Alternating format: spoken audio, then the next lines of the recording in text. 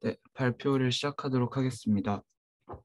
안녕하세요. 오늘 도시설계 연구실 연구동향 세미나의 첫 번째 발표를 진행하게 된 석사과정 강민구입니다. 저는 먼저 개인적인 연구 활동과 이를 바탕으로 연구 보고서를 선정한 과정에 대해 간략히 말씀드리고 각 보고서에 대한 요약을 진행한 뒤에 해당 보고서들에서 주요하게 활용된 방법론 몇 가지를 소개하도록 하겠습니다. 저는 도시에는 어떤 시설을 어떻게 설치하고 운영해야 할까라는 큰 질문을 가지고 학부 때부터 몇 가지 활동을 진행했었습니다. 활동을 시간 순으로 정리해 보았는데요. 먼저 서울시의 공공자전거 따릉이 이용량에 영향을 미치는 요인에 관한 연구를 진행했습니다.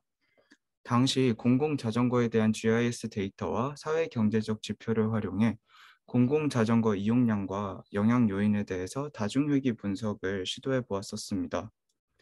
다음으로 세계 곳곳 스마트 시티의 현황과 특징을 비교 분석하는 과제를 수행했습니다. 이후 앞서 공공자전거와 유사하게 GIS 분석을 통해 문화시설과 상권의 관계에 대한 분석을 진행했고요. 학부 졸업 논문으로는 코워킹 스페이스의 구성 요소에 대한 연구를 진행했습니다. AHP 분석 기법을 활용해서 예비 창업자와 청년 창업자의 관점에서 코워킹 스페이스의 구성 요소별 중요도를 분석해 보았습니다. 이외에 설계 프로젝트로는 하천을 중심으로 했던 분당구 단지 계획, 그리고 최근 산업과 미래 교통 시스템에 대한 분석을 기반으로 수원 군공항 종전부지에 대한 설계를 진행했습니다. 이러한 연구와 설계 활동을 진행하면서 저는 크게 세 가지 키워드에 관심을 가지게 되었습니다. 도심공원과 도시체계, 그리고 도시재생인데요. 사람들이 쉽게 접근하여 행복을 누릴 수 있게 해주는 도심공원, 이와 관련해서는 서울시 선형공원과 포스트 코로나 시대의 공원 녹지에 관한 보고서를 선정했습니다. 다음으로 보다 편리한 도시 생활을 가능하게 해주는 도시 체계에 관해서는 인천시의 역세권, 나아가 TOD에 관한 연구를 선정했습니다. 마지막으로 도심 속에 버려지거나 미이용되는 공간들을 어떻게 하면 보다 효율적으로 활용할 수 있을지에 대한 고민에서 근린재생 활성화를 위한 거점 시설, 그리고 군 복지 시설의 민간 활용에 관한 보고서를 선정했습니다. 다음으로 선정한 보고서에 대한 요약을 진행하도록 하겠습니다.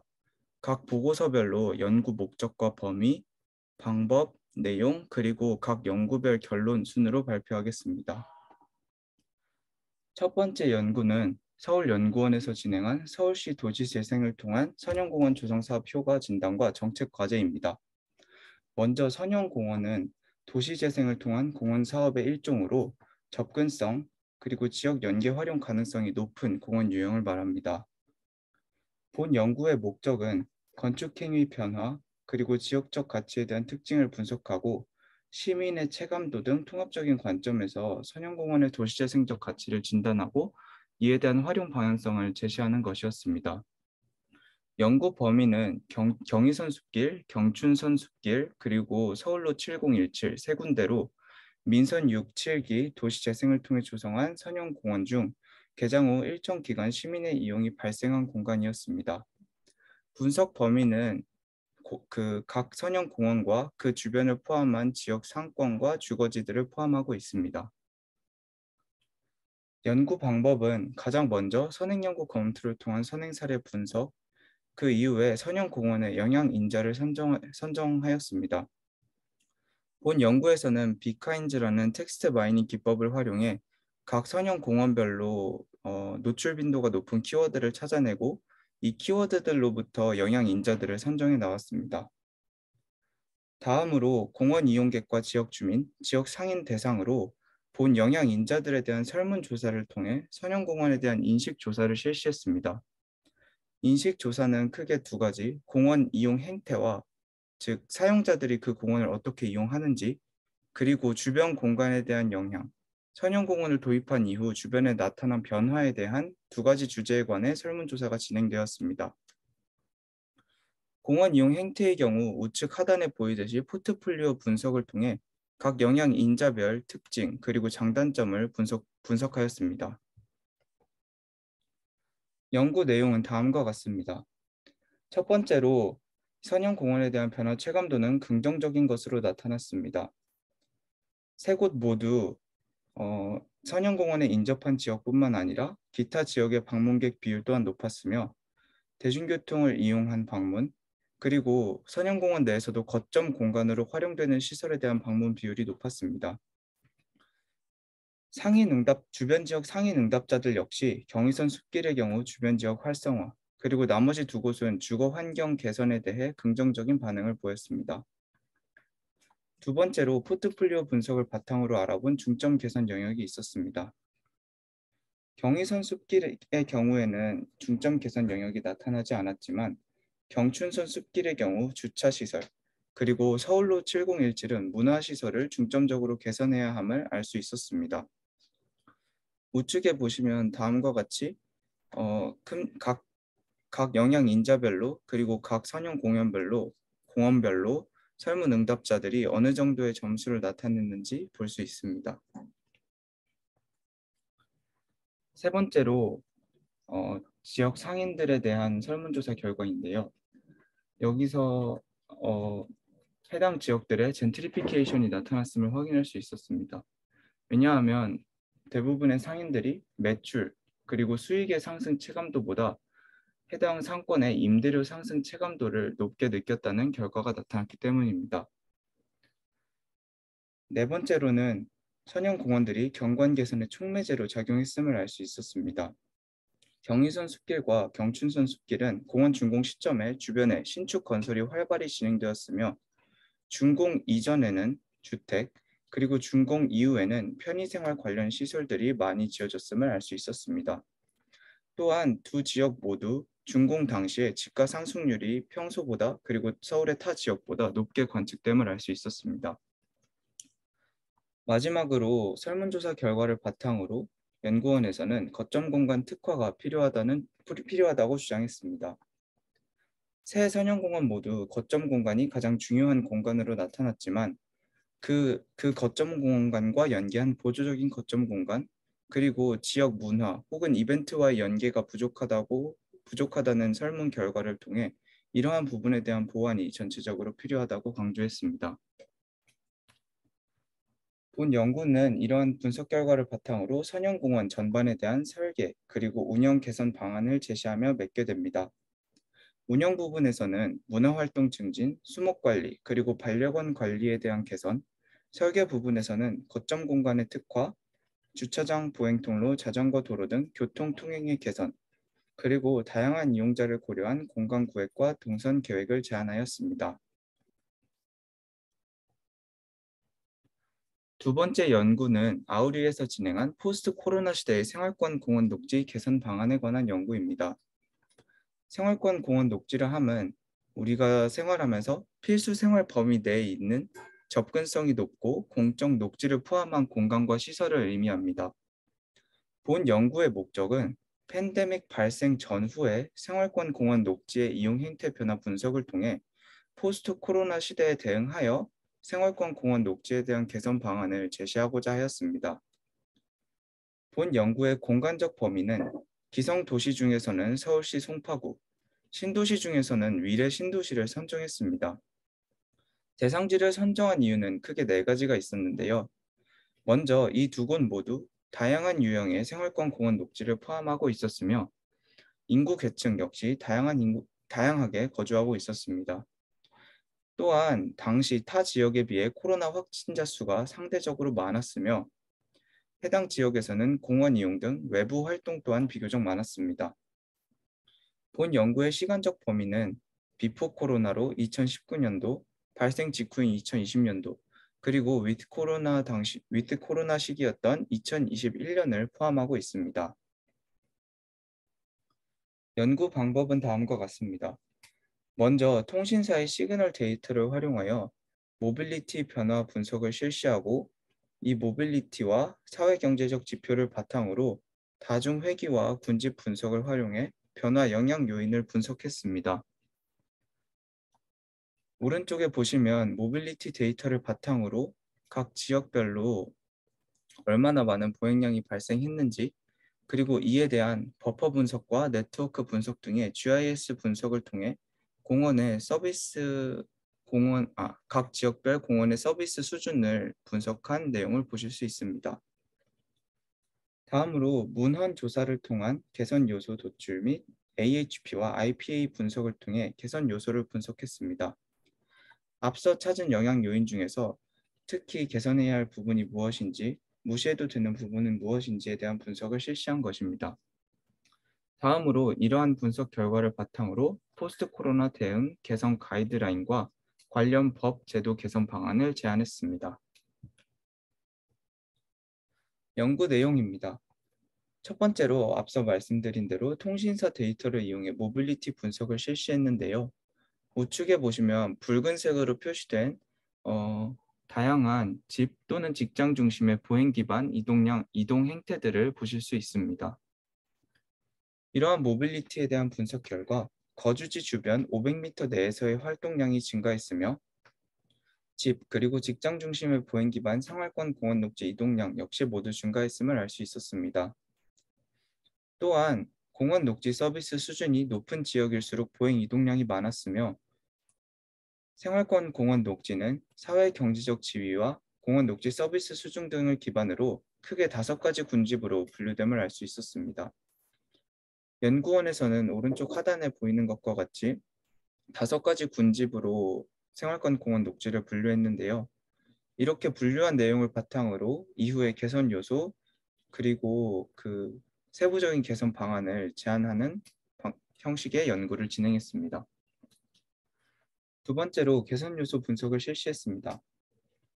먼저 전반적으로는 포스트 코로나 시기에 생활권 공원 녹지 이용 빈도와 체류 시간이 팬데믹 이전에 비해 크게 증가할 것으로 예상했습니다. 이는 단순한 상관 분석과 회귀 분석의 결과를 통해 알 수 있었습니다. 두 번째로 HP 분석을 실시했는데요. HP 분석 결과 계획, 설계, 관리 부분 중에서는 공원에 대한 계획 부문이 가장 중요한 것으로 나타났으며 세부 개선 요소로는 일상생활권의 공간적 범위 변화에 대응한 공원 녹지 계획 수립 체계 개편, 도보로 접근 가능한 일상생활권 내 공원 녹지 서비스의 양적 수준 제고, 그리고 생활권 공원 녹지 공급 기준 개편이 가장 중요한 것으로 나타났습니다. 이 3가지 요소 모두 계획 부문에 포함되어 있었던 것으로 보아 시민들이 공원을 이용할 때 그 공원의 초기 계획에 대한 중요성이 높다고 여김을 알 수 있었습니다. 다음으로 IPA 분석을 실시했는데요. IPA 분석 결과 계획 부문에서는 공원 녹지 공급 기준에 관한 논의, 설계 부문에서는 공원 녹지 서비스의 안전성과 쾌적성 증대, 그리고 관리 부문에서는 체계적이고 실효성 있는 관리 방안 마련이 가장 중요한 요인으로 선정되었습니다. 우측 하단에 보시면 이것이 IPA 분석 결과인데요. 다음과 같이 만족도와 중요도에 따라 각 요인들을 사분면에 배치하고 이로부터 각 사분면 어디에 위치했는지에 따라 각 요소에 대한 대응 방안을 설정했습니다. 현재 설명드리고 있는 이런 방법론들에 대해서는 뒤에서 좀 더 자세히 설명드리도록 하겠습니다. 네, 세 번째로는 디자인 팔레트를 작성했습니다.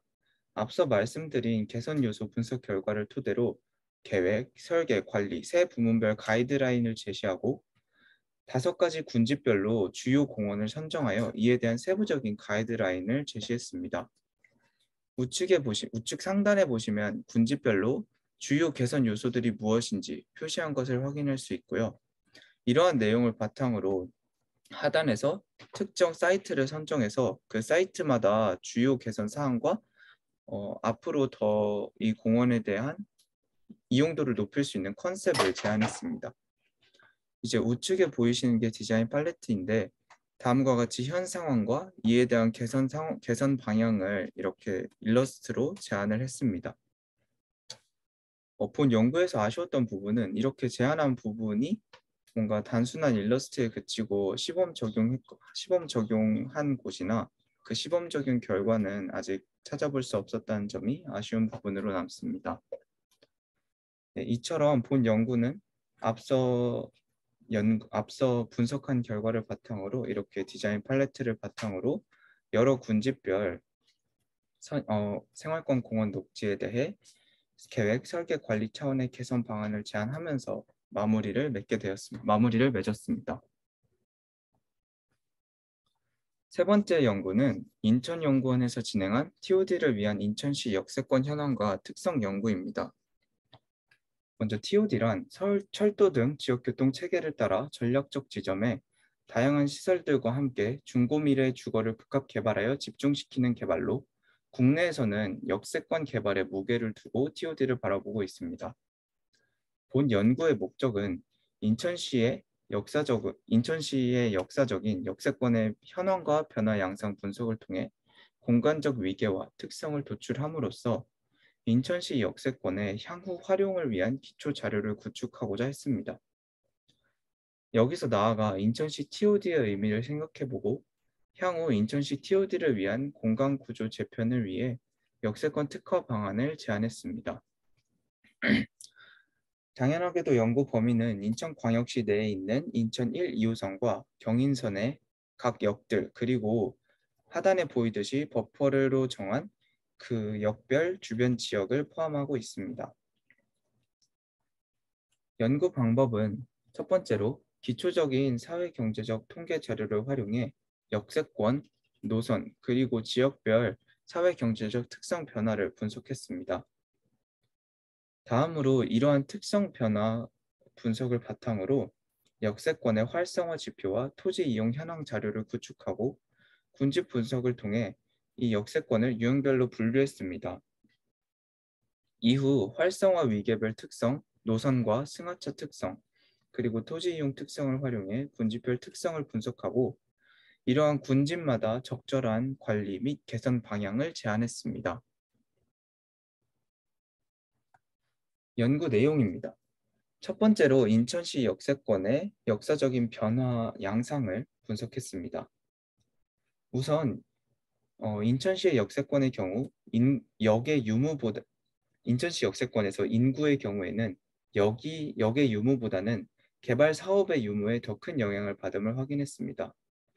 또한 역세권 내 종사자 증가율이 인천시 전체 종사자 증가율보다는 적음을 확인했습니다. 그리고 승하차 수는 신규 노선 개통에 따라 일부 수요 전환이 발생하긴 했으나 신규 노선 전체보다는 환승역을 중심으로 수요 전환이 발생했음을 알 수 있었습니다. 역세권의 지가는 역과 가까울수록 높게 형성되고 건물의 층수가 높아짐을 확인했으며 대규모 건물의 신축은 인천 2호선 중심으로 가장 활발히 이루어졌음을 알 수 있었습니다. 네, 우측 상단에 토지 이용 요인 분석을 하신 걸 볼 수 있는데요. 다음과 같이 동수, 단독주택, 오피스텔, 용적률, 근린 생활시설들 등 다양한 요인들이 해당 각 역세권마다 어떻게 변화해 왔는지를 분석했음을 알 수 있습니다. 이제 이러한 분석 결과를 바탕으로 역세권을 유형별로 분류했는데요. 역세권을 유형으로 분류하는 가장 큰 영향 요인은 활성화 지표였습니다. 역세권의 활성화 지표는 인구, 종사자 수, 승하차 수, 유동인구, 그리고 매출액을 사용하였습니다. 잠시 앞 슬라이드를 보시면 우측에 이렇게 활성화 척도별로 그리고 군집별로 육각 포트폴리오를 작성하여 그 군집별 특성을 분석함을 확인할 수 있습니다. 이러한 군집 분석 결과 총 20개의 군집으로 분류가 되었으며 활성화 척도와 모양에 따라 상중하 등의 위계로 재구분을 실시했습니다. 일부 군집, 그러니까 부평역이나 인하대역 이런 좀 역할이 크고 그 역 단독만으로도 충분히 큰 영향력을 발휘하는 곳의 경우에는 단일 역으로만 군집을 분석한 경우도 있었습니다. 이러한 군집들 중 모든 활성화 지표가 압도적으로 높은 곳은 부평역으로 나타났으며 9월 지역은 9월 배후 주거지로서의 뚜렷한 특징을 보였습니다. 또한 주안과 간선 지역의 경우 원도심의 전통 상권으로서 다른 군집과는 개별적인 접근이 필요함을 알 수 있었습니다. 유도인구가 많은 곳은 신시가지, 종사자가 많은 곳은 구청 인근 지역과 공업 지역으로 나타났으며 인구나 종사자보다 유도인구가 많고 승하차 수가 크다면 해당 역은 목적 범위가 큰 역세권임을 확인할 수 있었습니다. 네. 그리고 마지막으로 활성화 위계는 건물 총 연면적과 큰 상관관계를 보임을 알 수 있었습니다. 다음으로 이러한 군집별 분석 결과를 바탕으로 역세권별 관리 방향을 제안했습니다. 먼저 전반적으로는 역세권이 자족 근린 중심의 역할을 수행할 것을 강조했고요. 역세권 중심의 복합 압축 개발을 통해 기성시가지의 토지 이용을 효율화함과 동시에 시민의 생활 편의를 향상할 것을 주장했습니다. 이를 바탕으로 인천시 전체 공간 구조 전략과 생활 SOC와 연계한 역세권 강화 전략을 제안했는데요. 우측에 보시면 이제 부평, 구월, 송도를 새로 이제 TOD 체계 하에서의 주요 도심으로 선정했고요. 영종, 동인천, 청락, 검단, 계양 등을 부도심으로, 그리고 타 지역들 중 영향력이 큰 지역을 지역 중심으로 선정했습니다. 또한 일부 중복된 역세권에 대해서는 다음과 같이 보행 활성화 구역을 선정함으로써 단순히 대중교통을 이용한 교통뿐만 아니라 이렇게 인접한 역세권의 경우 보행 활성화를 통해 상생 발전할 것을 제안했습니다. 이처럼 본 연구는 인천시 역세권에 대한 분석을 바탕으로 향후 역세권 개발, 나아가 인천의 전체적인 공간 구조 설계에 대한 기초 자료를 마련하면서 마무리가 되었습니다. 다음 연구는 아우리에서 진행한 근린재생 활성화를 위한 거점 시설 운영 방안에 관한 연구입니다. 거점 시설이라 함은 근린생활권에서 공동체 활동을 지원, 촉진하고 지역에서 필요로 하는 사회 서비스를 제공하며 지역경제 활성화를 위한 구심점 역할을 할 수 있는 공간을 말합니다. 본 연구의 목적은 이러한 거점 시설의 조성 방향과 운영 방안에 대한 현황을 분석하고 이에 대한 정책적 그리고 실용적 개선 방안을 제시하는 데 목적이 있습니다. 연구 범위는 도시재생 선도지역 근린재생형 활성화 계획을 수립한 11개 지역이며 이 11개 지역 중 2개 지역에 대해서는 구체적인 운영 실태 분석을 실시했습니다. 이 2개의 지역은 경북 영주와 광주 동구로 선정되었는데요.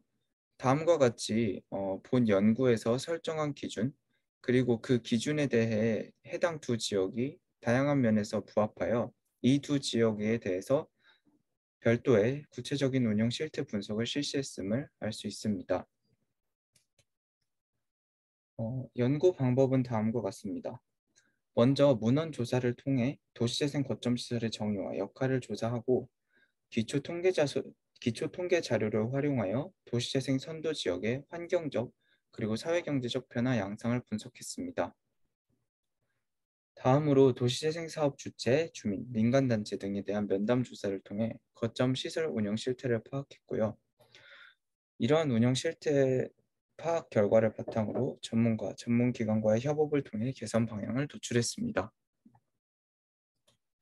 이제 우측에 보시는 이런 낙후된 시설들을 리모델링 혹은 재건축, 재개발을 실시하여 거점 시설을 구축한 것이 근린재생 활성화를 위한 거점 시설이라고 생각하시면 되겠습니다. 연구 내용은 다음과 같습니다. 먼저 도시재생 선도지역 전반에 대한 운영 현황을 분석했습니다. 분석 결과 마중물 예산의 약 60%가 이 선도지역 내에 거점 시설 조성에 투입됨을 알 수 있었고요. 이 예산을 통해 총 58개의 시설이 조성됨을 확인할 수 있었습니다. 이 중 공동체 활성화 기능이 도입된 경우가 가장 많았으며 시설의 용도의 경우 문화관광 그리고 주민복지 순으로 가장 많았습니다. 시설 운영의 경우 행정직영과 위탁이 가장 많았으며 행정 외 운영 주체로는 민간단체와 주민 공동체가 높은 비중을 보였습니다.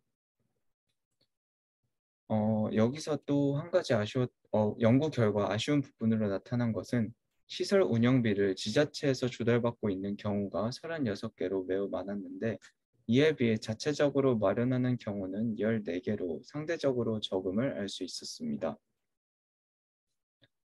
다음으로 경북 영주, 광주, 동구 앞서 선정한 두 지역에 대한 운영 실태 분석 결과입니다.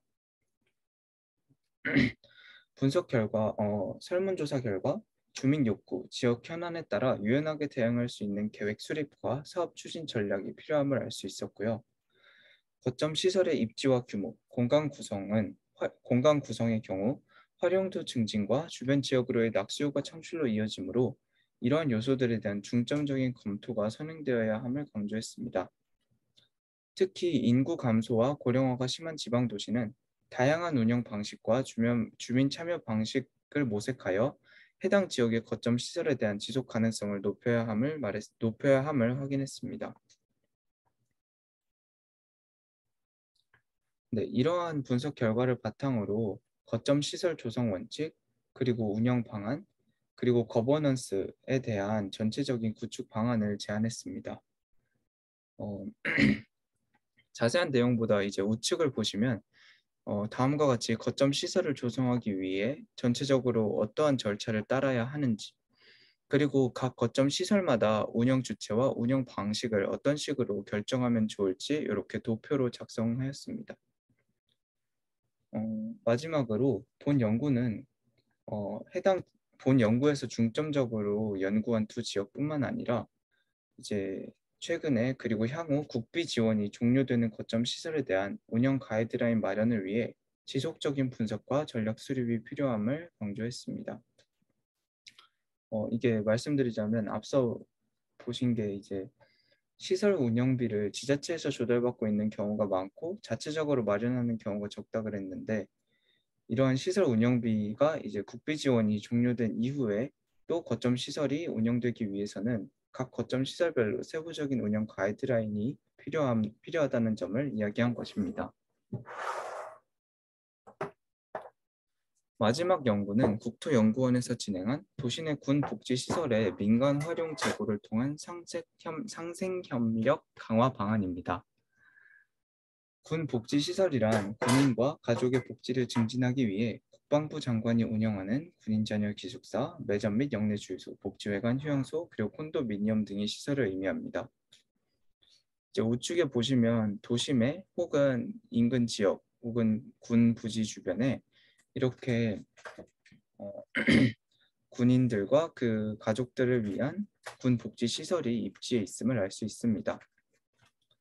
본 연구의 목적은 도시 내 노후화 또는 미활용, 저활용된 군 복지 시설의 민간 활용 제고 방안을 모색하여 군과 지역 사회 간의 상생 협력 강화 방안을 마련하고 지역 사회 내 군인 복지 관련 주체와 지역 사회 간 군 복지 선진화 그리고 지역 사회와의 상생 문화를 만들고자 함에 있습니다.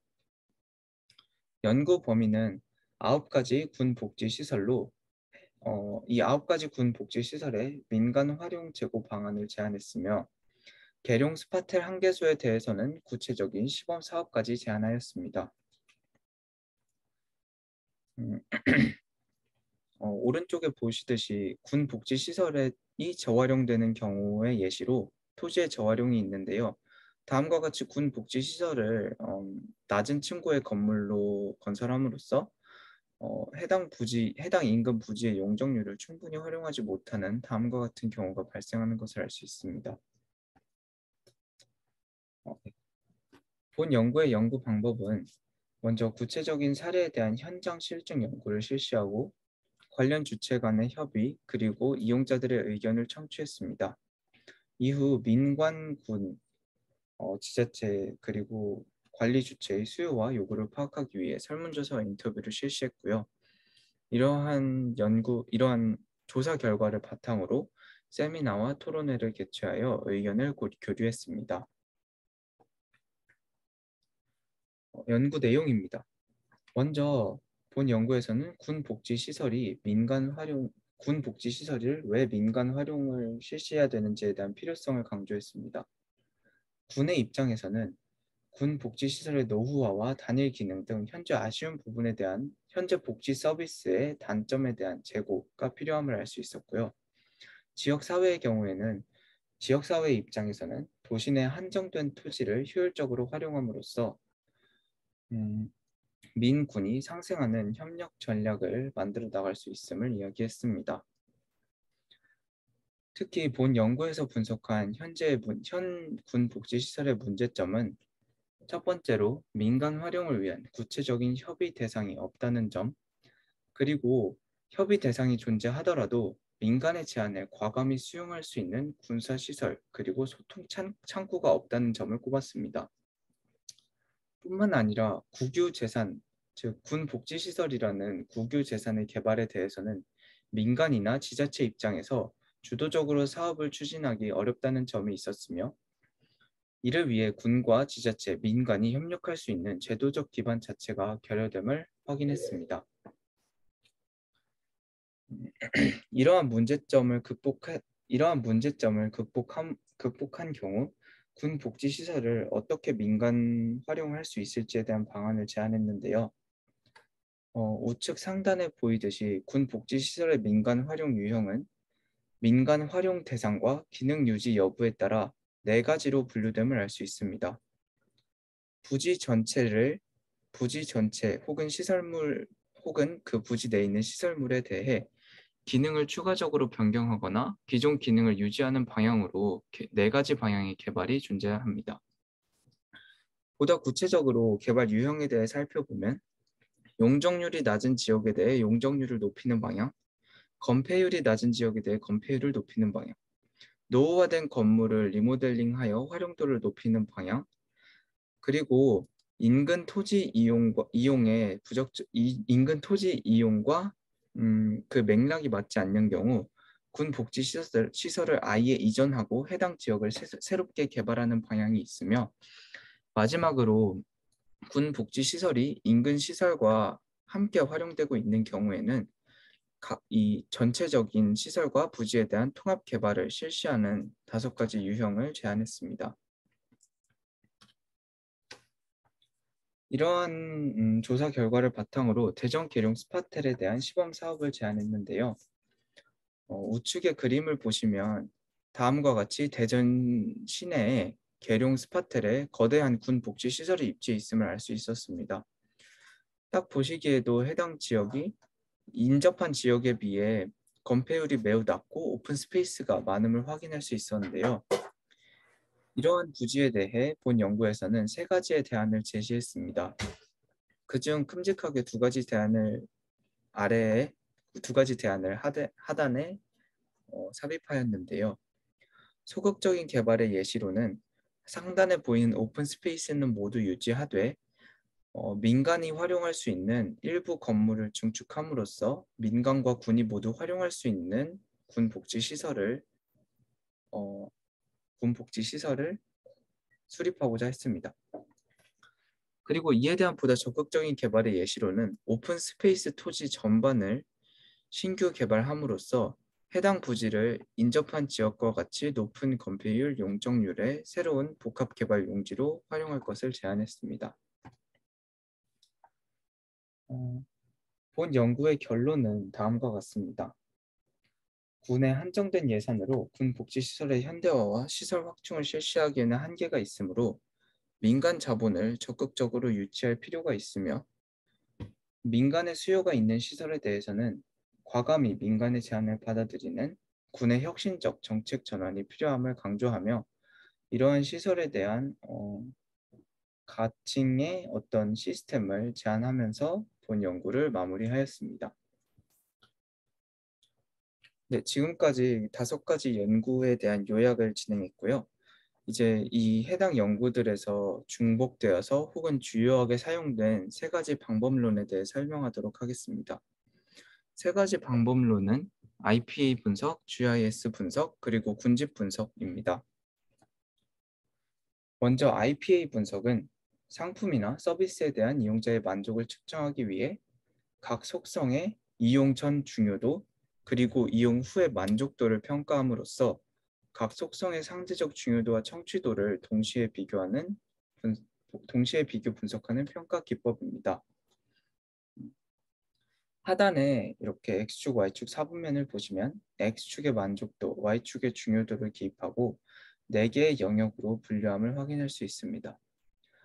먼저 중요도는 높은데 만족도는 낮은 영역을 중점 개선 영역이라 하며, 본 영역에 대해서는 서비스나 재화 제공 주체가 집중적으로 자원을 투입하여 개선해야 하는 요소들을 말합니다. 다음으로 중요도와 만족도가 모두 높은 요소들은 우위 유지 영역에 포함된다고 보며, 이러한 영역들은 본 상품 혹은 서비스의 대체제 대비 상대적 우위를 가질 수 있는 영역이므로 이러한 우위가 지속적으로 유지되도록 투자가 필요함을 알 수 있습니다. 세 번째로 중요도와 만족도가 모두 낮은 점진 개선 영역이 있는데요. 이러한 영역에 대해서는 다른 영역에 비해서는 불필요한 자원이나 재화를 투자할 필요가 없습니다. 마지막으로 중요도는 낮은데 만족도는 높은 현상 유지 영역이 있습니다. 이러한 영역의 경우 이용자들이 경험했을 때 만족도는 높지만 처음 그 서비스를 찾을 때의 중요도는 낮으므로 홍보 혹은 인식 개선을 통해 해당 영역에 포함된 요소들의 중요도가 높아질 수 있도록 한다면, 이러한 현상 유지 영역에 있는 요소들이 우위 유지 영역으로 전환되어 해당 서비스나 상품의 새로운 강점으로 작용할 수 있습니다. 이러한 IPA 분석이 첫 번째 보고서에서는 산영공원 포트폴리오 분석으로 활용되었습니다. 앞서 보셨던 경의선 숲길, 경춘선 숲길, 그리고 서울로 7017의 공원의 각 요소별로 만족도와 중요도를 상단과 같이 표기하고, 이렇게 표기했을 때는 각 개선 요소별로 각 개선 요소 간의 비교가 어려웠기 때문에 이를 하단에 포트폴리오 분석을 실시함으로써 각 요소들이 상대적으로 어떻게 대응 전략을 세워야 할지를 보다 직관적으로 파악할 수 있었습니다. 앞서 말씀드렸듯이 중점 개선 영역이 경의선 숲길의 경우 중점 개선 영역이 아무것도 나타나지 않았으며, 경춘선 숲길과 서울로 7017은 각각 주차시설과 문화공간으로 나타나 해당 요소에 대한 집중적인 투자가 필요함을 알 수 있었습니다. 두 번째 보고서 역시 생활권 공원 녹지에 대한 부문별 IPA 분석을 실시했습니다. 본 연구는 AHP 분석을 활용하였는데요. 다양한 공원의 요소들에 대해 AHP 분석을 먼저 실시하고, 이 AHP 분석 결과를 바탕으로 만족도와 중요도를 파악했습니다. 그리고 이러한 요소들을 다시 포트폴리오 분석을 실시함으로써 한눈에 장단점, 그리고 개선해야 할 요소, 유지할 요소 등을 확인하였습니다. 두 번째 방법론은 GIS 분석입니다. GIS 분석은 지리 정보를 컴퓨터를 이용해 작성 관리하고, 이러한 데이터를 수집, 분석, 가공하여 지형과 관련된 다양한 정보들을 활용 그리고 적용하는 종합적인 정보 시스템을 의미합니다. GIS 분석에서는 크게 레스터 데이터와 벡터 데이터를 다루게 되는데요. 레스터 데이터의 경우 픽셀과 같이 면으로 표현된 영역에 대한 정보를 의미하며, 벡터 데이터는 점과 선으로 구성되어 특정 시설 혹은 네트워크에 대한 정보를 포함하고 있습니다. 제가 조사한 보고서들 중에서는 두 번째 보고서가 GIS 분석을 가장 많이 실시했었는데요. 생활권별 입지 현황을 분석하는데 먼저 생활권별 입지 현황을 분석하는 데 활용되었습니다. 본 연구에서는 대상지 생활권을 격자형 레스터로 구분하고 각 격자별로 사회 경제적 속성을 기입하여 지역별로 어떻게 나타났는지를 GIS 분석을 통해 직관적으로 파악하였습니다.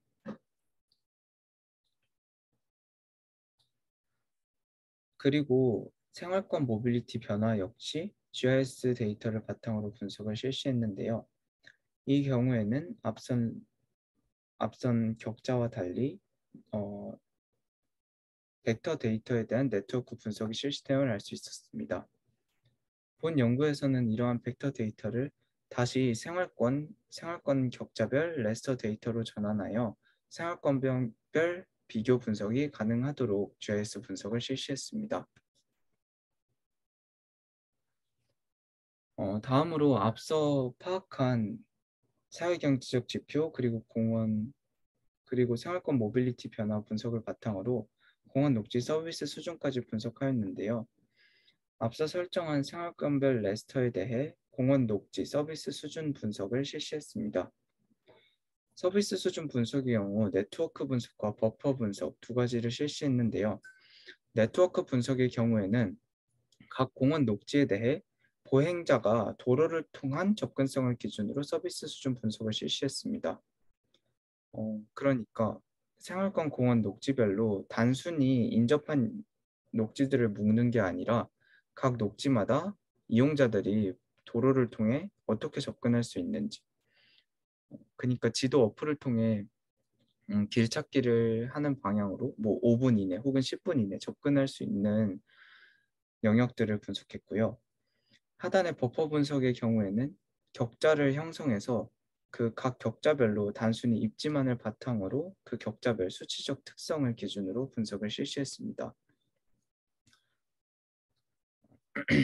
이제 우측에 보시면 버퍼 분석과 네트워크 분석 결과가 서로 다름을 확인할 수 있으며 공원마다 개선 요소나 특징들 중에서 상단의 버퍼 분석 혹은 하단의 네트워크 분석 중 어떤 것을 적용하여 개선 방안을 설정해야 할지를 결정해 나갔습니다. 세 번째 보고서 역시 GIS 분석을 활용했는데요. 앞선 공원에 대한 분석과 유사하게 역마다 버퍼를 설정하여 역세권별 현황 분석을 실시했습니다. 지가, 노후도, 차량 접근 등 다양한 데이터를 레스터화함으로써 역세권별 버퍼의 특징을 분석할 수 있었습니다. 이를 바탕으로 토지 이용 현황과 활성화 정도, 앞서 말씀드린 활성화 지표를 설정하고 이를 바탕으로 역세권 그리고 군집별 개선 방안을 제안한 것입니다. 세 번째 연구 방법으로 군집 분석이 있습니다. 군집 분석은 유사한 성격을 가지는 몇 개의 군집으로 집단화한 후에 형성된 군집들의 특성을 파악하여 그 군집들 간의 관계를 분석하고 데이터 전체의 구조에 대한 이해를 돕고자 하는 탐색적 분석 방법입니다. 군집 분석의 방향에는 크게 두 가지가 있는데요. 계층적 군집화와 분할적 화가 있습니다. 계층적 군집화는 바텀업 방식의 군집 방법으로 각 관측지를 하나의 최초 군집으로 지정한 뒤 한 번에 두 개씩 하나의 군집으로 만들어 모든 군집들이 하나의 군집이 될 때까지 군집들을 결합해 나가는 방법입니다. 좌측 하단에 보이듯이 가장 하단에서 각 요소들을 하나의 군집으로 여긴 뒤 가장 연결성 그리고 상관성이 높은 요소들을 군집으로 묶어 나가면서 군집화를 실시하는 것입니다. 이때 이러한 연결 방식에 따라 평균 연결법, 중심 연결법, 와드 연결법 등 다양한 연결법이 존재하며 군집과 군집을 결합할 때 각 군집의 어떤 특정 요소 혹은 크기의 가중을 두어서 가능하면 군집의 크기가 큰 군집끼리의 병합을 유도할 수 있습니다. 두 번째 방법인 분할적 군집화는 탑다운 방식의 군집화 방식입니다. 이 방법은 처음에 군집수인 K를 지정한 후 관측치들을 무작위로 KK의 집단으로 분할하고 다양한 기준을 이용하여 센트로이드를 수정해 나가며 집단을 다시 재분류하는 방법입니다. 좌측 하단에 보이시듯이 이러한 요소들을 먼저 특정 개수 KK의 집단으로 분류를 한 뒤 이러한 분류 방안이 적절한지에 대한 검토를 통해 센트로이드를 수정해 나가며 일부 요소들이 을 재배치함으로써 최적의 군집을 찾아내는 방법입니다. 제가 연구한 보고서 중 두 번째 보고서인 생활권 공원 녹지의 특성에 따른 생활권 공원 녹지의 특성을 분석하는 연구에서 군집 분석을 실시했습니다. 앞서 GIS 분석 결과를 바탕으로 다음과 같이 군집 다음과 같이 다양한 변수들을 기준으로 5개의 새로운 군집을 설정했고요. 우측 하단에 보이시듯이 5개의 군집을 GIS 데이터로 표현하고 각 군집에 대한 특징 그리고 개선 방향을 정리한 것을 볼 수 있습니다. 세 번째 보고서 역시 역세권에 대한 유형 분류를 통해 군집 분석을 실시했습니다. 각 군집마다 활성화 척도 그리고 이외의 다양한 변수들을 파악했으며 이러한 군집을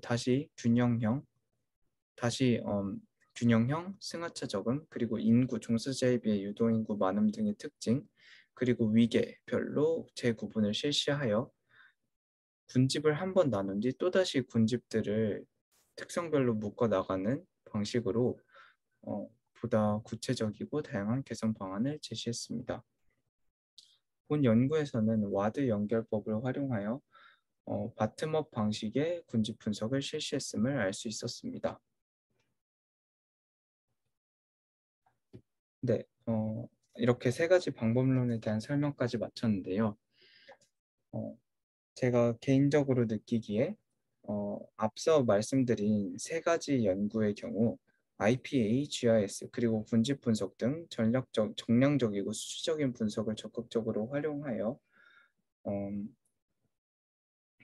이제 각 연구 보고서에서 선정한 주요 도시 요소에 대한 뭔가 수치적인 변화 양상 그리고 개선 방안을 제안한 점을 확인할 수 있었고요.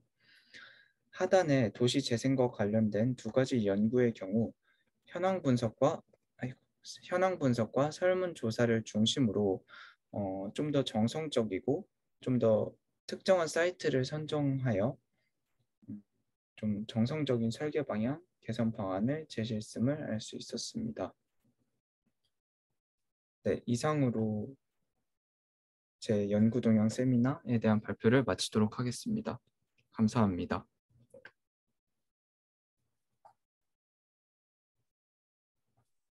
아, 네. 발표 잘 들었습니다. 되게 많은 내용이었을 텐데, 이렇게 압축하는데 되게 많은 고생을 했다는 생각이 들고, 네, 발표 퀄리티도 높은 것 같습니다. 이게 사실 이 보고서 세미나가, 중간에 커리큘럼이 좀 바뀌는 바람에, 이제 다음 발표자들은 좀 더 간소화된 약간 그런 포맷으로 좀 더 압축적으로 발표를 진행해야 되는데, 너무 압도당하지 마시고 부담 갖지 않고 잘 발표를 해주셨으면 좋겠습니다. 저도 약간 압도당했는데요. 네, 마음을 좀 잘 다스리고, 일단 보니까는 전반적으로 도시에 어떤 시설 설치하고 운영해야 될까라는 큰 그런, 어, 타이틀, 테마를 가지고 그렇게 연구원 보고서를 묶어서, 어, 이제 잘 진행을 한 것 같은데, 혹시 여기에 대한 어떤 다른 질문하실 분이나 뭐 코멘트 거리가 있는 분은 일단 자유롭게 좀 나눠주세요. 아니면은 뭐 제가 지정을 하든지, 어, 제가, 제가 질문을 하든지 할 테니까, 있으시면 주저하지 말고 질문을 좀 해주세요. 일단은 지금 시간이 많이 지체되었기 때문에 한 분만 받도록 하겠습니다.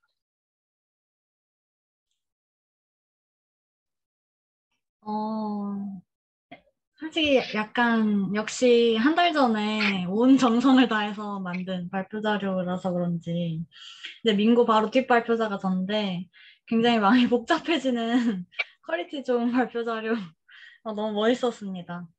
발표의 시작에 연구 보고서 선정한 연구 보고서를 본인의 관심 분야와 연계해서 분류한 부분이 좀 저는 인상적이었고 개념 정리부터 연구 내용 설명에 이제 결론까지, 그리고 마지막에는 연구 방법론 이제 분석한 것도 자세하게 정리를 해주셔서 솔직히 5개 보고서를 좀 같이 읽은 듯한 그런 느낌이 드는 발표였고요.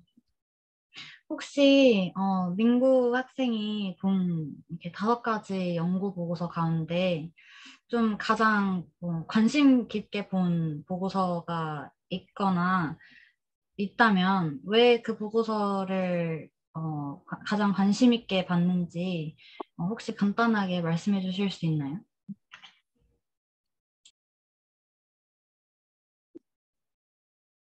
음, 관심 있게 본 거, 제가 관심 있게 보고 또 가장 뭔가 내용도 다양하고 연구 결과도 유익했다고 생각하는 거는 요 두 번째 포스트 코로나 시대의 생활권 공원 녹지 개선 방안에 관한 연구였습니다. 짧게 할게요. 이거 보시면은 이제 본 연구가 어, 이렇게 서울 전체 중에서 특정 지역들을 대상지로 선정을 하고 가장 먼저 인상 깊었던 부분이 이 모빌리티 데이터를 활용했다는 부분이었습니다. 음, 이게 제가 되게 압축해서 표현했는데 이렇게 보시면은 이 대상지였던 부분에 대해서 전체적인 사람들의 체류 시간 그리고 이동의 출발지 목적지를 나타낸 네트워크 등 다양한 데이터들을 수합해서 이 데이터들로부터 보행 이동량이나 체류 시간 그리고 각 공원 녹지가 어느 정도로 활성화됐는지를 자세하게 분석한 것을 확인할 수 있었고요. 그리고 여기서 그치지 않고 이러한 데이터 분석과 그 GIS 분석, 사회 경제적 지표에 대한 GIS 분석을 결합해서 분집으로 묶어서 왜 저런 이동 양상이 나타났고 그리고 그런 이동 양상이 나타난 생활권 녹지마다 그리고 군집마다 어떻게 더 나은 생활권 공원 녹지를 제공할 수 있는지에 대한 구체적인 개선 방안을 제안했다는 점이 인상 깊었습니다. 특히 여기 이제 중간부터 보시면 아예 계획 설계 운영 파트별로 이렇게 다양한 어,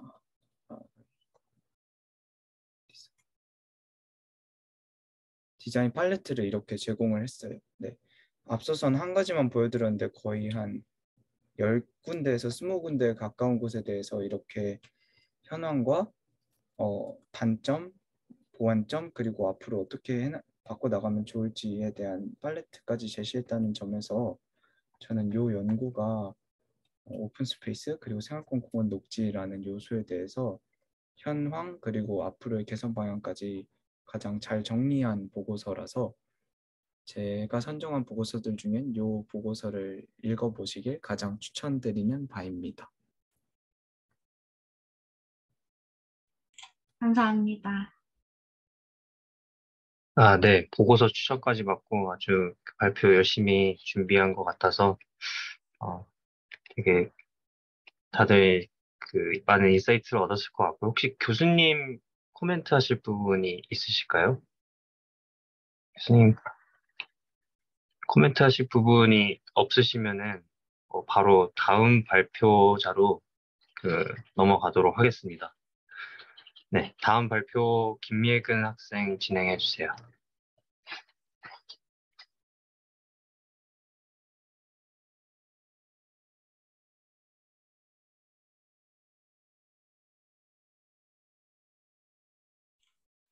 잘 보이시나요? 잘 보입니다. 그러면 발표를 시작하도록 하겠습니다. 저는 3편의 국토연구원 보고서와 2편의 건축공간연구원 보고서를 선택했습니다. 보고서의 제목을 보시면 아시겠지만 제가 선택한 보고서는 데이터 기반 스마트시티 조성, 생활권 계획, 도시 인프라 계획, 시민 주도형 스마트 도시 조성, 스마트 도시의 조성과 계획에 관련이 되어 있으며 활용 방안, 도입 방안, 구축 방안, 정책 방향, 공간 계획 방향과 같이 연구한 도시의 조성과 계획에 대한 내용을 활용, 도입 및 구축할 수 있는 방향성을 제시하는 성격을 전반적으로 띠고 있습니다. 그러면 이제부터 각각의 보고서를 한 편씩 보시겠습니다. 첫 번째 보고서는 국토연구원 김익회 부연구위원회 2인의 데이터 기반 스마트 도시 조성을 위한 개인 위치 정보 활용 방안 연구입니다. 목차를 보시면 현황을 조사하고 사례를 연구하여 정책적 방향을 도출하는 질적 연구 방법을 사용한 보고서라는 것을 알 수 있습니다. 저자는 개인 위치 정보와 데이터 기반 스마트 도시 구현에는 굉장히 밀접한 관련이 있으며 미국을 비롯한 해외 주요 나라들에서 개인 위치 정보를 활용하고 있다고 말했습니다. 스마트 시티 구현의 핵심이라고 할 수 있는 도시 데이터, 특히 개인 위치 정보를 포함한 데이터를 활용하기 위해 개인 위치 정보를 보호하면서 활용도를 높일 수 있는 방법이 제시되어야 한다고 언급했습니다. 연구의 범위를 넘어가고 연구 방법을 보시면 연구 방법은 국내외 문헌 연구와 전문가 자문으로 나누어져 있습니다. 국내외 연구 논문 및 정책, 법률 및 제도를 선제적으로 분석하고 추후에 학계 전문가 및 외부 전문가 자문을 통하여 전문가 의견을 수렴하는 연구 방법론을 택하였습니다. 보고서의 결론입니다. 본 보고서는 데이터 기반 스마트 도시 조성의 개인 위치 정보의 중요성을 강조하며 법제적으로 개인 위치 정보 관련 제도와 개인 정보 보호 제도의 통합이 필요하다고 주장합니다. 이를 위해 개인 위치 정보 제공을 위한 가이드라인을 구축하고 가명 정보 결합과 같은 개인 위치 정보의 결합을 허용할 수 있는 방안이 제시되어야 한다고 말합니다. 전 세계적으로 개인 위치 정보 활용과 관련된 이슈가 존재하고 지속적으로 변화하고 있으며 이런 추세를 국내 개인 위치 정보 제도에 반영이 필요하다고 정리합니다. 추후 개인 위치 정보 활용 및 보호와 관련된 제도의 변화 양상에 따라 지속적인 후속 연구가 필요하다고 제언했으며 국내뿐만 아니라 세계적으로 합의된 개인 위치 정보 활용 및 보호에 대한 제도가 부재함에 따라 꾸준한 합의와 노력 그리고 실행을 제안하고 있습니다. 두 번째 연구 보고서는 국토연구원 신석영 부연구위원회 3인의 도시계획 실행력 강화를 위한 생활권 계획 도입 방안 연구입니다. 목차를 보시면 선행연구 검토, 제도적 실태조사, 사례 고찰, 제도와 방안 제안으로 흘러가는 질적연구 방법론을 사용한 보고서라는 것을 알 수 있습니다. 다만 이 3장 3절의 제목이 생활권 계획 제도화 방향, 4장의 제목이 생활권 계획 제도화 방안, 4장 2절의 제목이 생활권 계획 제도화 방안으로 굉장히 유사하거나 똑같은 것을 알 수 있습니다. 딱히 뭐 사람에 따라서 상관이 없을 수는 있는데 저는 보고서를 읽는 입장에서 좀 해당 내용이 좀 모호하게 느껴지기도 하고 동시에 보고서 안에서 같은 내용이 좀 많이 반복된다는 느낌을 좀 많이 받았습니다. 저자는 감염병, 기후위기 등 이례적인 도시 여건의 변화가 이어지며 새로운 공간적 대안의 마련이 시급하다고 말문을 엽니다. 국내 대도시를 제외한 중소도시는 인구 급감으로 인한 소멸 위기를 고민하고 있으며 도시 규모에 따른 정책적 화두가 다각화되고 있다고 언급합니다. 따라서 기존의 일원화된 도시계획 및 관리 방식은 이와 같은 현안 해결의 한계를 드러내어 도시 내 지역의 다양한 현안에 대응하는 계획과 실행수단 마련이 더욱 강조된다고 말합니다. 이러한 요구를 반영한 것이 생활권 계획이며 도시의 다양한 지역적 특수성과 이로 인해 발생하는 복잡한 도시 문제를 해결하기 위한 계획으로 생활권 계획의 제도적 도입에 대한 정책적 논의가 필요하다고 주장합니다. 본 연구의 목적은 생활권 계획의 제도 도입 방안을 제시하고 기존 제도의 개선을 통해 생활권 계획 제도화 방안을 마련하며 기존 여건과 제도가 가진 한계점을 파악하고 향후 생활권 계획의 제도적 도입 방안을 제시하여 정책적 개선에 기여하고자 함에 있습니다. 연구 방법은 문헌 고찰, 사례조사, 전문가 자문 및 관련 자치단체 공무원 의견 수렴으로 생활권의 개념 설정 기준 등의 선행 연구와 정책 보고서를 선행적으로 검토하고 국내외 도시계획 및 정책 분야의 사례를 고찰하고 있습니다. 마지막으로 국내 생활권 수립 사례 도시 수립 주체인 공무원, 연구원 등의 면담을 시행하였습니다. 연구 결론인 제도화 방안입니다. 앞서 연구의 배경과 목적에서 이미 기술된 내용이 이슈 대응형 계획이라는 워딩으로 정리되어 나옵니다. 도시 계획의 스케일이 방대하니 중생활권 계획을 마련하여 지역의 이슈나 현안 해결이 시급한 지역을 거점 혹은 핵심 구역 등으로 설정하고 생활권 계획을 수립해야 한다고 말하고 있습니다. 뒤의 내용은 앞서 말씀드렸던 내용을 조금 더 구체적으로 서술을 한 부분이고요. 본 보고서는 생활권 계획의 제도적 도입이 이루어지면 도시의 지역적 특수성으로 인해 발생하는 다양한 도시 문제와 현안 해결에 더욱 민감하게 대응할 수 있으며 현행 도시계획 등이 가지는 문제점을 해결하고 개선할 수 있음과 동시에 새로운 현상과 급격한 여건 변화의 대응력을 높이는 도시계획으로의 이행을 실현할 수 있을 것 같다고 기대를 비쳤습니다. 그리고 따라서 추후 실행력 강화를 위해 도시생활권 계획의 실행력 강화를 위해 도시계획 및 관리의 대안으로서 역할을 구체화하고 기존 도시계획 체제 안에서 집행 가능한 제도와 방안을 강화해야 하며 시범적 생활권 계획의 수립과 실행 그리고 지속적인 후속 연구가 필요하다고 주장합니다. 세 번째 보고서는 국토연구원 윤은주 부연구원 외 3인의 포스트 코로나19 시대 도시 그린 인프라 계획 모형 구축 방안에 대한 연구입니다. 이 보고서는 앞서 민구가 발표했던 그 가장 인상 깊었다고 말했던 그 보고서와 꽤나 비슷한 뭐 소재 그리고 그 연구 방법을 이제 가지고 있는데 약간의 차이는 있습니다. 계속 발표를 이어가도록 하겠습니다. 목차를 보시면 개념을 정립을 하고 사례조사와 같은 질적 방법론이 선제적으로 먼저 이어지고요. 그리고 나서 계획 모형을 구축하고 계획 모형 실행을 수행하는 양적 방법론이 함께 쓰인 보고서라는 것을 알 수 있습니다. 저자는 코로나19 사태의 장기화로 뉴노멀이 대두되었으며 도시 녹지와 오픈 스페이스를 포괄하는 그린 인프라의 역할이 중요해졌다고 말합니다. 따라서 포스트 코로나19 시대에는 모든 도시민이 그린 인프라가 제공되는 혜택을 누릴 수 있도록 지원할 필요가 있다고 언급하고 있습니다. 본 연구의 목적은 코로나19로 변화한 도시민의 수요에 대응할 수 있는 도시, 그린 인프라 계획 모형을 구축하는 것으로 코로나로 인한 도시민의 수요와 여건 변화를 토대로 그린 인프라의 개념을 정립하고 그린 인프라 계획의 목표를 도출하며 도시 수준에서 최적의 그린 인프라 입지를 설정하는 방법론을 정립하는 것을 목표로 하고 있습니다. 연구 방법입니다. 사례조사와 전문가 설문조사 및 세미나를 포함하여 GIS와 원격 탐사 그리고 공간 최적화 기법을 사용하였음을 알 수 있습니다. 국내외 문헌 및 정책 조사를 기반으로 그린 인프라의 잠재적 이용 밀도가 높을 것으로 예상되는 거점을 추출하거나 계획 목표별로 도출한 값을 상대적인 기준에서 구분을 하고 시각화하는 데 GIS를 사용했습니다. 또한 도시의 열섬의 강도 또는 미세먼지의 농도를 공간적으로 나타낼 때 원격 탐사를 활용을 했고요.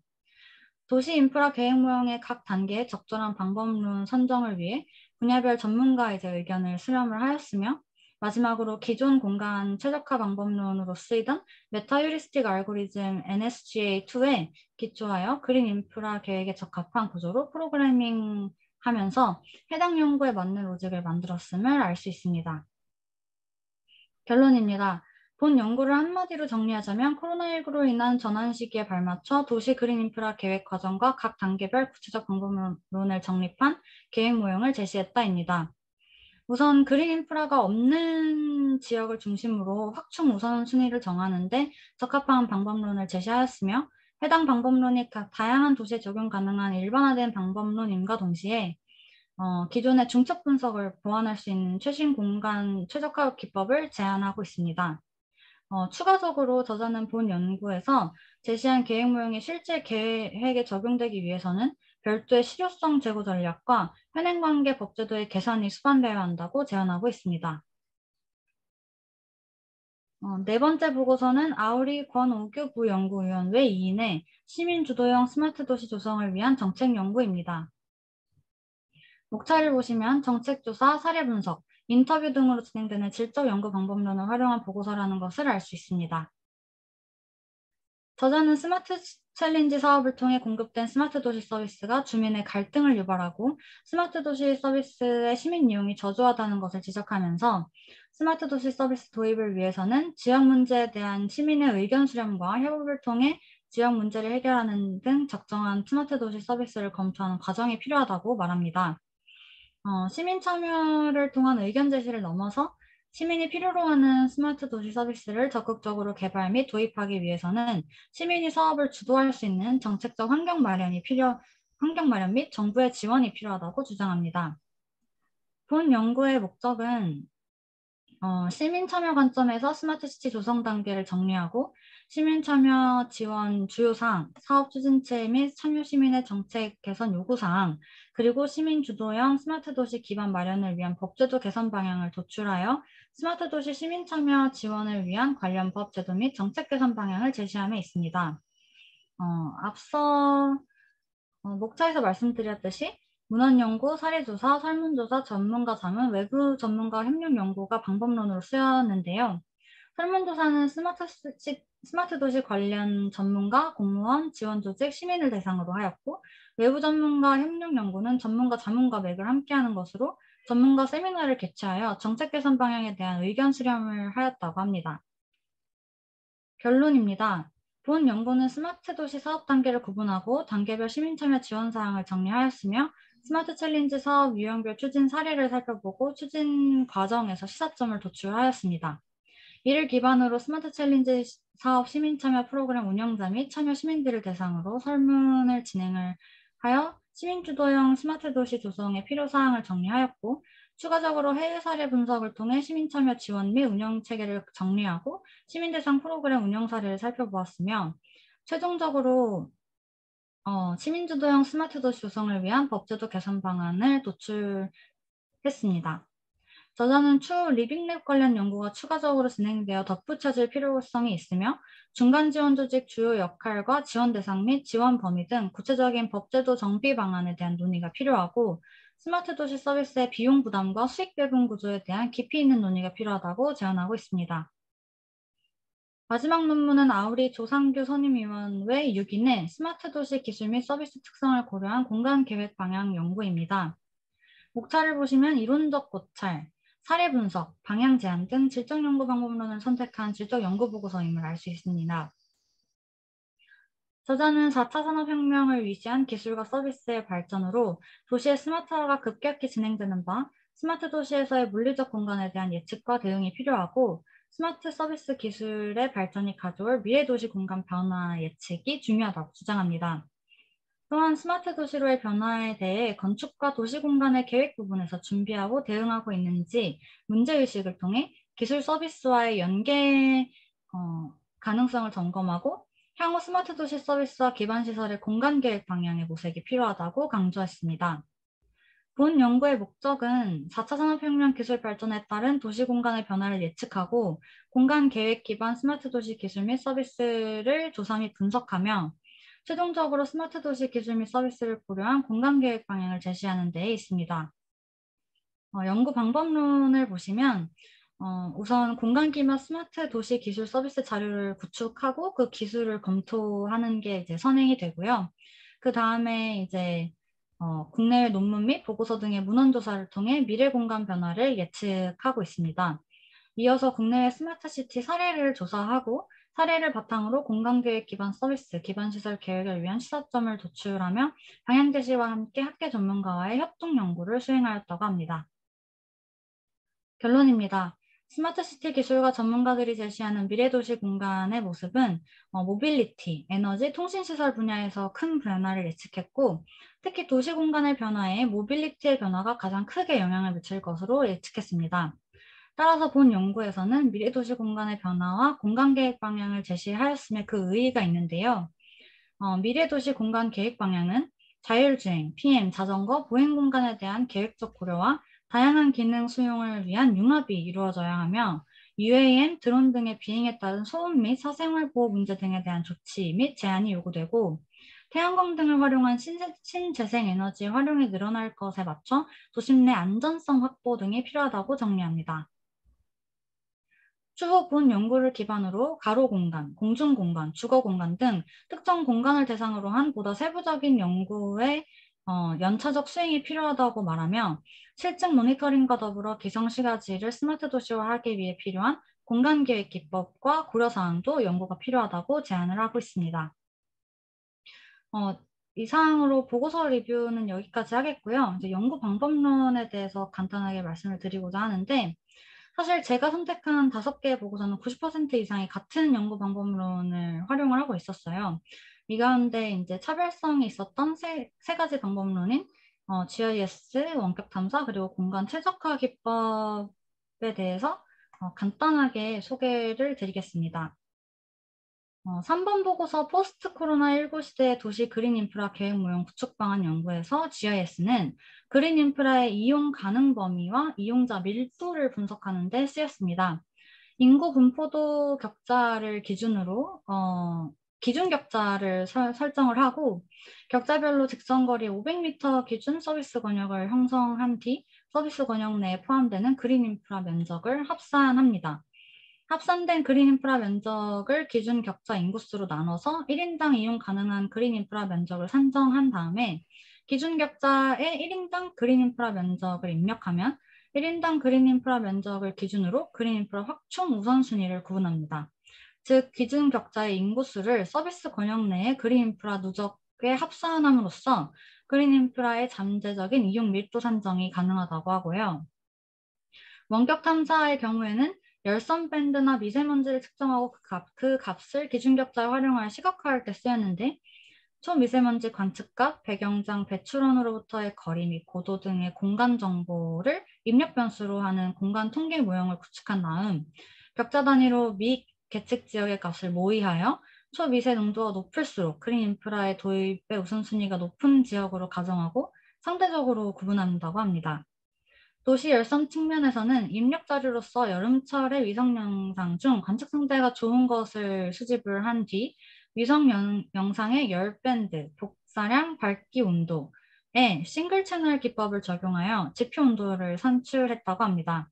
지표 온도가 상대적으로 높은 지역일수록 그린 인프라 도입의 우선순위가 높은 것으로 가정하고 지표 온도 값을 상대적으로 구분하면 오른쪽과 같은 결과가 도출이 됩니다. 마지막으로 이제 공간 최적화입니다. 공간 최적화는 계획안을 수정하고 평가하는 과정을 자동적으로 반복하면서 최적의 공간 패턴을 형성해 나가는 방법론이며 현재 상용화된 프로그램이 거의 없어서 별도의 프로그래밍 과정이 필요하였기 때문에 본 보고서에서는 직접 로직을 만들어 사용을 했습니다. 기존의 공간 최적화 로직은 사전에 설정된 계획 목표량과 제약 요건을 달성할 수 있었고 개별 계획 목표를 충분히 달성하면서 목표 간 상쇄 효과는 최소화할 수 있으며 최적화 관점에서 수많은 계획안이 작성 및 평가되기 때문에 몇몇 시나리오를 작성하여 비교 평가하는 방법을 통해 보다 객관성을 확보할 수 있다고 말합니다. 계획 목표 및 기초자료 등 일부가 변경될 때에도 수정을 통해서 반복적으로 시뮬레이션이 하는 것이 가능은 하다고 하나 실제 공간을 굉장히 단순한 모델로서 수치적으로 표현할 수 있는 계획 목표와 조건만을 반영할 수 있다는 한계가 있었다고 보고서는 설명을 하고 있습니다. 보고서는 이 해당 로직을 본인들이 새로 프로그래밍한 데의 이유를 밝히고 있습니다. 우선 1번과 같이 적합도 함수, 그린 인프라 확충 적합도 함수를 먼저 구축을 하고 이 함수를 기존에 이제 사용되었던 로직인 메타휴리스틱 알고리즘에 연결을 해서 적합도 값이 개선되는 방향으로 최적화 모델을 구축을 하였습니다. 이 모델은 총 이렇게 4개의 단계를 거치는데요. 이 4개의 단계는 각각 초기의 생성, 교차 및 변이, 적합도 값 평가, 그리고 선택으로 구분이 되며 수렴 현상이 나타날 때까지 B부터 D까지의 과정이 반복된다고 합니다. 최적화는 각 적합도 값이 작아지는 방향으로 진행이 되었다고 설명을 하고 있습니다. 따라서 최적화 모듈 내에서 그린 인프라 계획이 일부 수정될 때마다 적합도 함수를 호출하여 평가하고 그 평가 결과를 계획안의 선택 여부에 반영할 수 있는 구조로 해당 모델이 구축되었다고 보고서는 정리하고 있습니다. 이상으로 발표를 모두 마치겠습니다. 감사합니다. 네, 발표 아주 잘 들었습니다.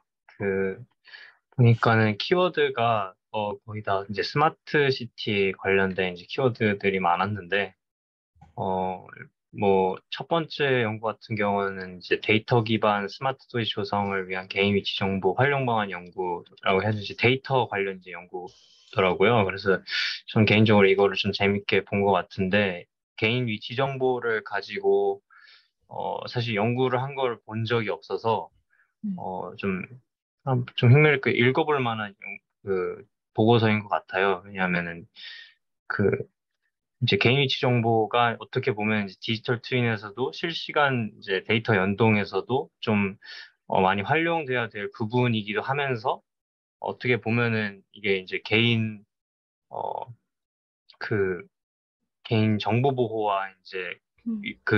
연결돼가지고 윤리적인 문제도 있을 수가 있기 때문에 이 부분은 좀 뭐 공학적으로 어프로치를 하든 좀 인문학적으로 어프로치를 하든 좀 재밌게 풀어나갈 수 있는 연구 주제로 생각을 합니다. 뭐 주변에서 이제 젤리라는 어플을 쓰는 친구들도 있는데 네, 젤리가 이제 친구들 간의 그 위치 실시간 추적이 되는, 그래서 뭐, 그걸로 이제 소셜 네트워킹을 할 수 있는 또 그런 재밌는 어플이어가지고, 그것도 이제 생각이 나서 잠깐 나눴고요.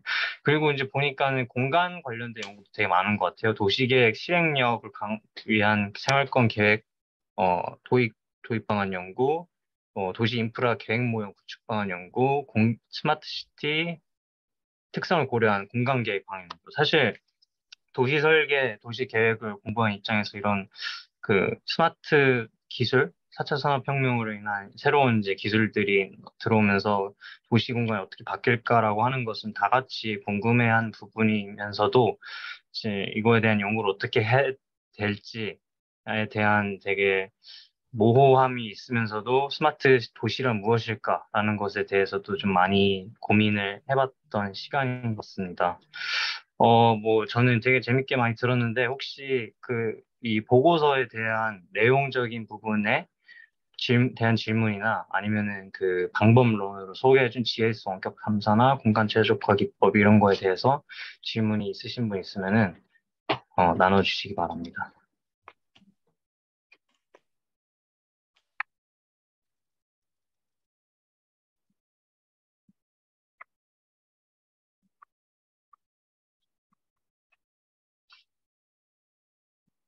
어, 아무도 없으시면은, 어, 사실 저도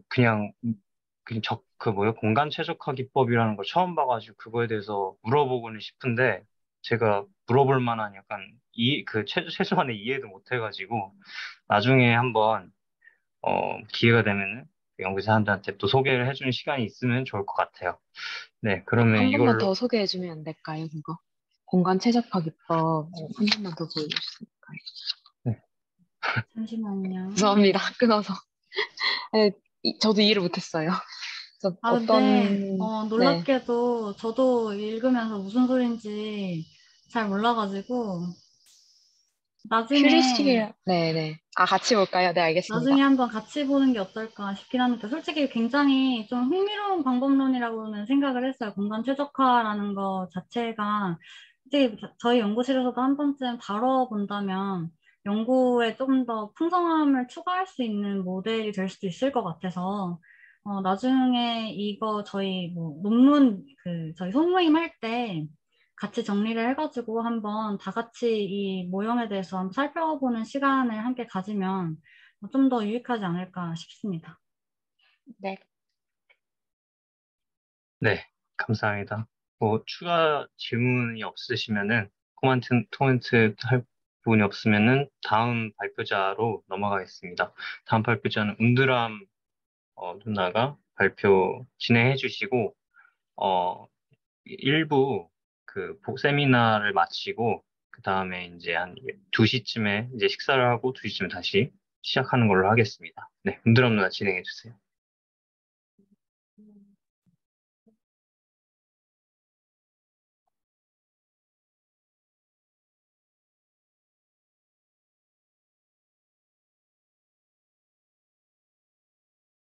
혹시 말씀하고 계시는 거면 지금 소리가 안 들리는 것 같은데 마이크 한번 체크해 주시면 감사하겠습니다.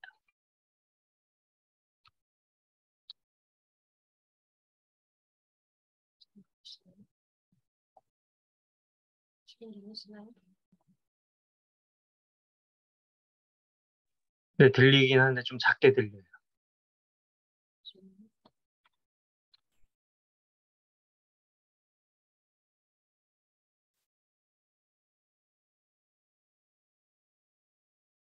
화면 보이시나요? 어떻게 보이시나요? 지금 여기 보이시나요? 네, 보이긴 하는데 이게 세로 가루가 좀 안 맞아서 좀 작게 보이긴 합니다. 잠시만요.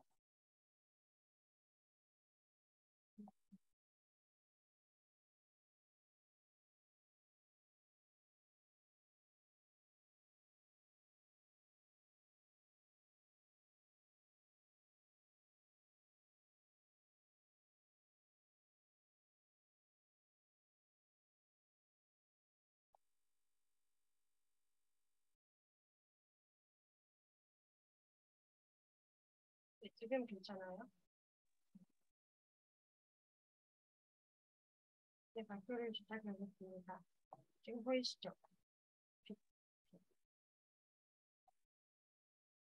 네, 아까랑 똑같이 좀 작게 보이긴 하는데 뭐 해결할 수 있는 방법이 없으면 그냥 그대로 일단은 진행을 해주세요. 네, 혹시 고민만 진행하겠습니다.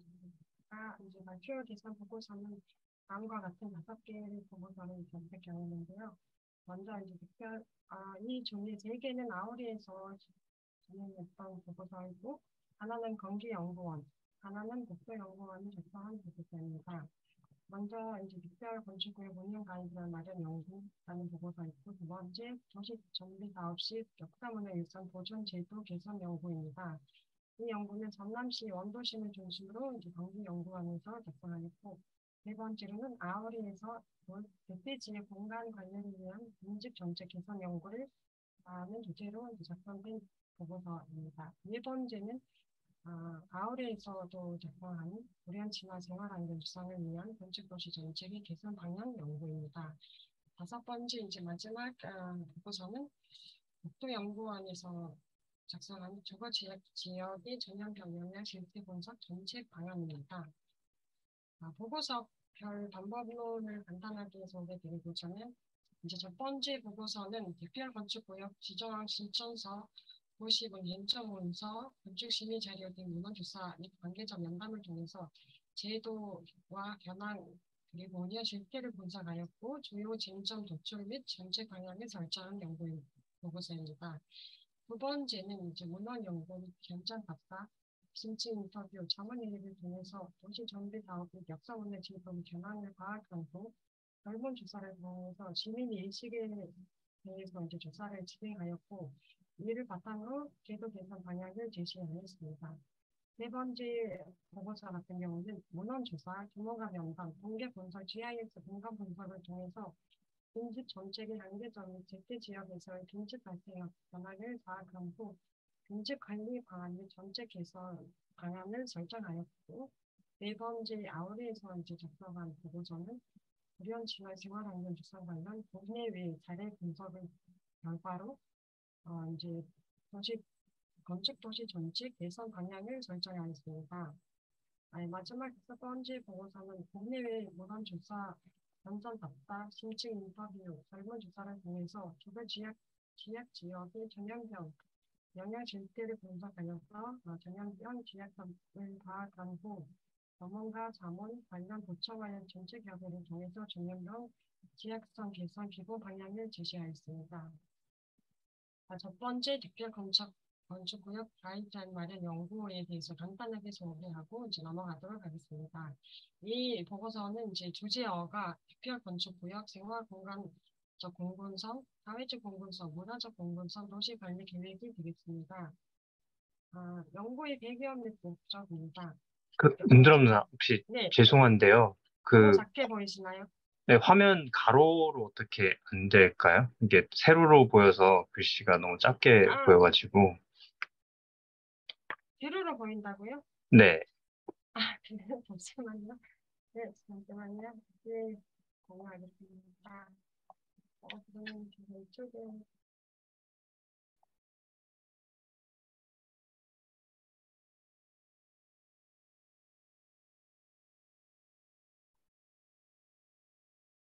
지금은 어떻나요? 네. 잘 보입니다. 네. 네. 네. 그리고 첫 번째 이제 보고서의 연구의 배경 목적에 대해서 간략하게 말씀드리고자면 이 연구는 특별건축의 제도 도입 후 14년이 경과한 시점에서 제도 운영 실태를 진단하고 법령 개선에 따른 제도 각계 적용 가능성을 검토하여서 특별 건축구역 운영 가이드라인을 마련하는 것이 이제 목적으로 둔 보고서입니다. 따라서 특별 건축구역 제도 운영 원칙과 방향을 결정하고 지정 절차, 지정 심의 시 검토 사항, 특례 적용, 종합 적용 심의 시 고려 사항을 검토하여 특별 건축구역 운영 가이드라인을 제시하는 보고서입니다. 보고서의 방법으로는 이제 문헌 조사, 적용 사례 조사, 사례 조사, 전문가 면담이 이제 진행되었는데요. 지정형은 분석 같은 경우는 이제 전액 연구 자료를 기반으로 지정 고시문을 제정하기도 하였습니다. 운영 실태 조사는 구역별 건축위원회 심의 자료를 이제 검토를 하기도 하였고, 제도 논의도 있었고요. 자문회의를 여러 번 열어서 이제 제도를 논의한 그런 하는 방법으로 이제 보고서를 진행하였습니다. 네, 이 연구의 결론입니다. 연구는 이제 결론적으로 연구는 특별 건축구역 지정 신청서와 도시문 등 공장 문서와 건축 심의 자료 등 문헌 조사와 관계자 면담을 통해서 제도 변화 및 동료 실태를 분석하여서 주요 쟁점을 도착하였고 이를 바탕으로 특별 건축구역 제도 운영 원칙과 방향을 결정하고 기존 절차, 지정 심의 검토 사항, 백내 적용, 종합 적용 심의 시 고려 사항 사항을 검토하여서 제도의 효율적 운영을 위한 특별건축구역 운영 가이드라인을 마련하였고 권능 중심 건축 생산 방식 확대 및 건축법 발전에 기여하기 위해서 지금까지 주선된 특별건축구역이 뒷내 적용에 대한 모니터링을実施할 필요성을 제안하였습니다. 두 번째 보고서입니다. 두 번째 보고서는 아우리에서 작성한 도시정비사업 시 역사문화유산 보존제도 개선 연구입니다.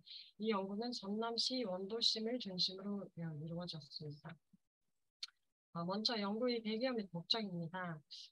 연구는 서울시, 대전시, 창원시 등에서 도시정비사업 시 역사문화유산 보존 사업을 이제 추진 중에 있고 기존의 조사 결과를 종합하여서 전남시 내 역사문화유산을 74건에 배출하였으나 이 중에 이제 22건은 이미 손실된 상태임을 확인하였습니다.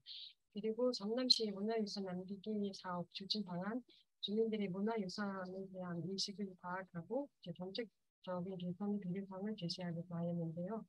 그리고 전남시 구역별 정비계획 위반 시 정비계획의 역사문화유산 보전 등의 계획 조립이 필요성을 제시한 보고서입니다. 이 보고서는 이제 세 가지 연구의 방법을 사용하는데요.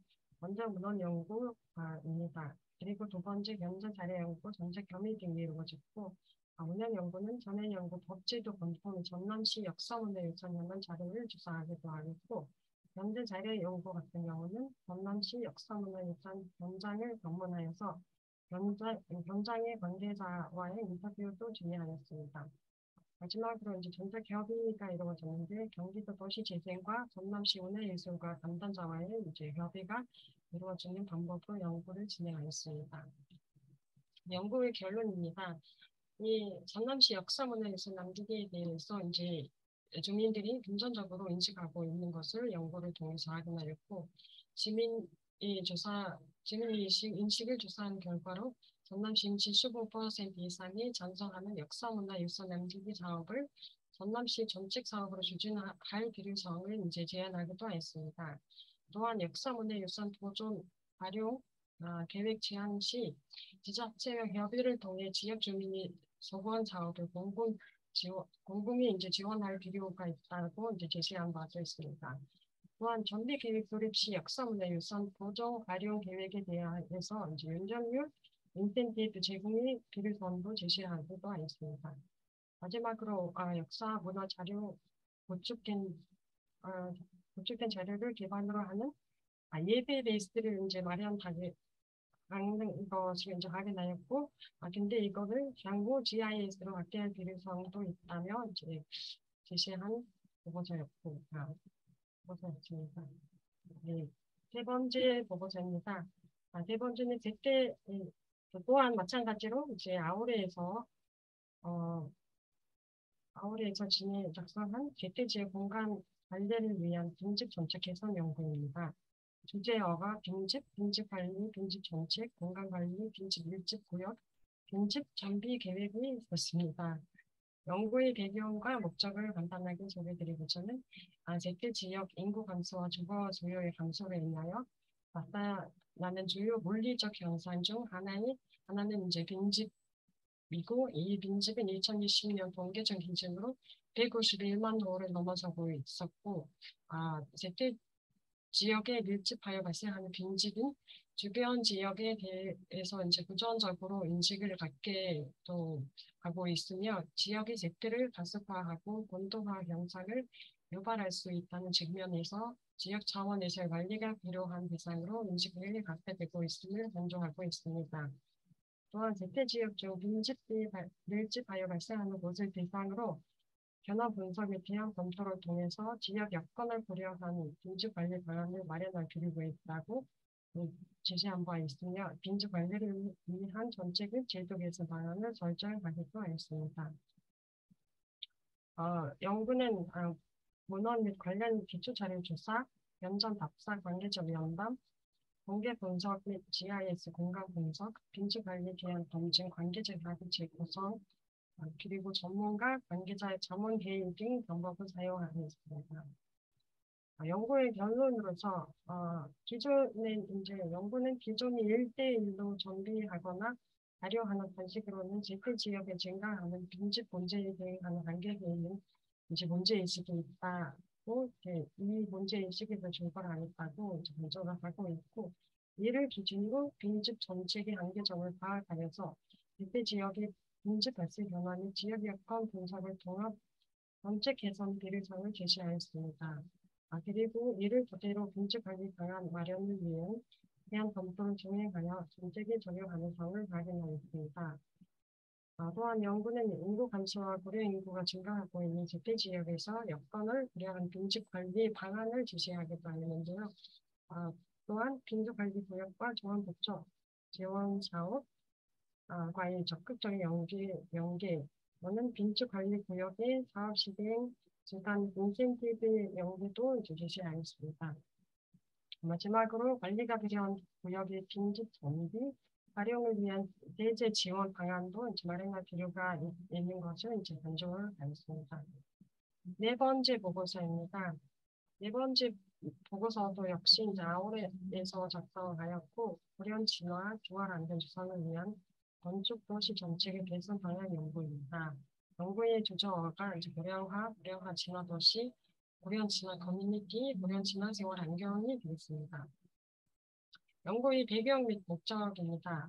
급속한 인구 고령화는 복합복지 분야 정책의 대응과 함께 건축도시 분야 정책의 대응을 함께 요구하고 있고, 세계보건기구의 고령사회 대응 지침 역시 고령 진화 생활 환경 수성을 위한 물리적, 사회적, 서비스 환경에서의 종합적 대응을 기본 원칙으로 설정하고 있는 바를 강조하고 있습니다. 또한 일본과 미국이 고령 진화 생활 환경 수성에 관한 법제도와 사례를 검토하였고, 또한 지역, 지구, 시설, 장소, 보르게 및 서비스 단위로 각 법제도와 사례를 구분해서 분석하고 정책 개선 시사점을 제기한 연구입니다. 제거하는 것이 연구의 목적입니다. 이 연구는 법제도와 검토 사례 조사, 법제도 사례 의 지역, 시설, 서비스 단위를 조사를 하였는데요. 먼저 법제도는 고령자 일상생활 지원을 위한 환경 조성 관련 국내 법제도를 대상으로 조사하였고, 사례 조사는 국내외 사례를 분석하였고, 또 마지막으로 고령 진화 지역을 대상으로 법제도, 사례 지역 시설 서비스 단위를 조사하였습니다. 이 연구의 결론은 먼저 국내외 한국과 미국, 일본의 법제도, 사례 분석 결과를 토대로 세 가지 건축 도시 전체 개선 방향을 설정하였는데요. 먼저 고령자 조가와 돌봄 서비스의 다양한 연계 유형을 마련할 필요가 있다고 강조하였습니다. 다음은 고령 진화 생활 환경 조성 구역의 지정과 시범 사업 조직을 지시를 하였고, 마지막으로 고령 진화 생활 환경에 기반하는 고령자의 시설, 사회 참여, 평생 교육 기회를 비회 확대를 제안하였는데요. 그리고 기존의 변遷구역 진흥구역 여가 제휴 활동 진행을 위한 국가 정책은 불연 진화 재활 환경 조성을 통한 연계 방안 마련 미입 연계를 극복하고 대학 연계형 또는 변遷구역 불연 진화 재활 환경 조성의 모델 개발과 시범사업 추진의 가능성을 제시하였습니다. 마지막으로 이제 국토연구원에서 작성한 주거 지역 지역의 전염병 영향 실태 분석 전체 방안 연구입니다. 먼저 연구의 배경과 목적을 간단하게 적어드리고자 하는데요. 이 연구는 전염병 확산이 사회 경제적 가장 열악한 주거 지역에 미친 영향을 조사 분석하고 전염병 취약성을 개선하기 위한 기본 방향 및 정책 방안을 제시하고자 하는 데 목적을 두었습니다. 또한 전염병의 감염, 확산뿐만 아니라 대응 조치에 따른 일상 영향 측면에도 감안하여 전염병 지약성의 역학적 지약성, 확산 지약성 및 적응 지약성의 연계 종합된 개념으로 정립하였습니다. 다음은 지약 계층 지원 사업 현안 조사 결과로 주로 공급자 중심의 계층 지원이 긍정적으로 이루어졌고 공간 복지적 접근이 부족하고 지원, 지각, 지대비 지감의 긴 서비스 공백이 발생하고 있다는 것을 강조하고 있습니다. 마지막으로 주거 지역 중에 전정한 사례 지역의 활동가 및 주민 대상 실태를 조사한 결과로 경제 유지 어려움을 가장 걷고 기회 소외되는 또는 돌봄 사회적 고려의 감소 및 고독감 우울감 증가 낮은 의료 서비스 접근 건강 약화 등의 전염병 확산의 주요 영향이었고 이를 공공 서비스의 공백 주민 공동시설의 대세가 부정적인 영향을 심화하고 있는 것임을 확인하였습니다. 이 연구는 국내외 문헌조사, 현장조사, 진취면담조사, 주민 설문조사, 그리고 전문가 자문 관련 부처와의 정책 협의 등 방법을 사용하여 진행되었고, 국내 문헌조사 같은 경우는 사회 진화의 특징, 지역성 개념 및 관련 이론을 검토하였는데, 현장조사, 진취면담, 주민 설문조사는 사례 지역 대상의 진취면담조사는 주민 설문조사로 이루어졌습니다. 마지막은 이제 전염병 확산이 주거 지역 지역에 미친 영향에 대한 실태 조사를 위해서 사례 지역에 선정하고 주거 지역의 전염병 지역 요인을 검토하기도 하였습니다. 연구의 결론으로서는 이제 네 가지 전체적인 방향을 제시하였는데요. 먼저 전염병 지역성 개선 기본 방향을 제시하였습니다. 이는 이제 전염병 전 단계적 접근을 취하되 지역 회복력 제고를 위한 기초생활 지원 및 건강복지적 개선을 지속하고 지자체 주도의 위기 대응 체계를 마련할 필요가 있다는 강조입니다. 다음은 지역 회복력 제고인데요. 이는 근로지역 계층에 대한 소득 지원 방안 마련과 지역 절도의 일자리 창출, 주거위기 가구 선별과 주거비 지원, 재난지역 계층 개념이 도입할 필요가 있다고 또한 강조했습니다. 세 번째로는 공간복지적 접근인데요. 이는 열악한 거주환경 개선 사업의 지속 확대를 촉진할 필요가 있고 재난 대비 및 의료 인프라 확충을 위한 공개발 공적 활용 도모 또한 아동 긴급 돌봄 서비스의 적절한 운영과 비시민 보호 환경을 지원하고 주민 공동 시설의 운영 유연성 활용과 도모인 등을 활용한 관계형 방역 마을 건강 센터 도입 등으로 의료 자가지대 해소 및 위기 시에도 작동하는 민관의 협력 체계를 구축할 필요가 있다는 것을 강조하였습니다. 마지막으로 지자체 주도 내용으로 전염병 확산 시 공군 서비스 공백 개선화를 위한 지자체 담당 부서의 당시 운영 및 공간 거버넌스 구축을 주도하여 유효한 위기 대응 체계를 마련할 필요가 있다고 연구를 마무리하였습니다. 이 연구들은 이제 대부분 문화기술지 연구 방법론을 사용했었는데요. 이 문화기술지 연구는 이제 문화 공유 집단이 갖고 있는 가치, 행동, 신념, 언어의 공유 계고 학습 및 패턴을 기술하고 해석하는 질적 연구 절개에 의한 형태라고 이제 베리스가 정한 바 있고, 이 연구의 목적은 이제 직접 문화 공유 집단에 대한 기준 개척을 목표로 하고 있으며, 어떤 가설에 대한 범주보다는 공유된 대선의 기술 자체가 이게 목적입니다. 문화기술 연구의 방법으로서는 이제 주로 관찰과 면접을 활용하거나 여러 자료원들을 수집하여 활용하기도 하고, 현장에서 오랜 시간을 보내면서 과정을 기술하기도 한다고 합니다.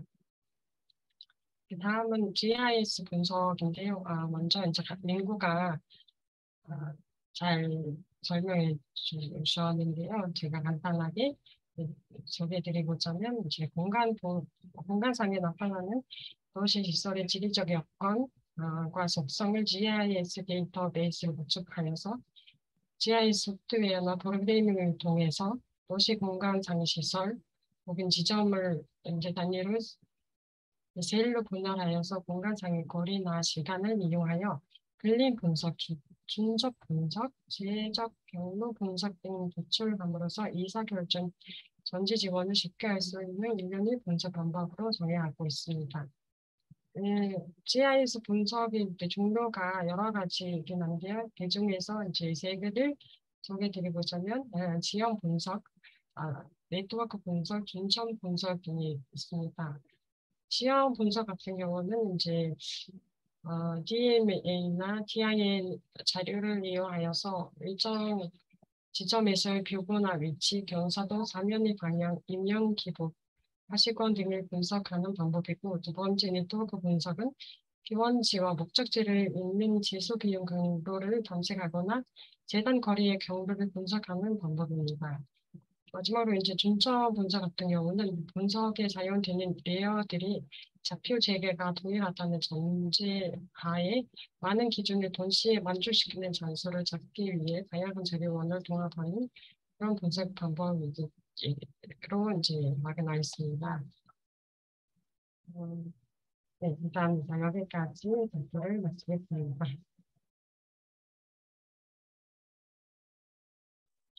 네, 은솔 누나 감사합니다. 또 참 많은 내용이었을 텐데, 이렇게 잘 요약을 해주셔서, 좀 이해하기 쉬웠고요, 되게. 전반적으로 내용들이 보니까, 도시재생 관련 연구인 것 같아요. 첫 번째는 이제 특별건축구역이라서 이건 좀 제외긴 한데, 그 두 번째에서 다섯 번째는 도시정비사업 역사문화 자산 보존제도, 그리고 뭐 세태지역 공간관리, 고령친화 생활환경 조성, 주거 취약지역, 이런 식으로 좀 전반적으로 좀 도시 관리, 도시 재생적인 측면의 보고서들을 좀 많이 보신 것 같고, 그래서 그런지 방법론도, 저희가 흔하게 이제 접할 수 있는 그런 어떤 문헌 연구, 사례 연구, 뭐 조금의 GIS 연구 해서 엄청나게 뭐 차별화된 연구는 아니지만 이제 스테디셀러처럼 잘 많이 쓰이는 그런 방법론들을 좀 소개해 주신 것 같습니다. 일단은 이 지금 보고서 그 내용 공유해 주신 것과 그 방법론에 대한 질문이 있으신 분 있으면은 자유롭게 나눠주시기 바랍니다.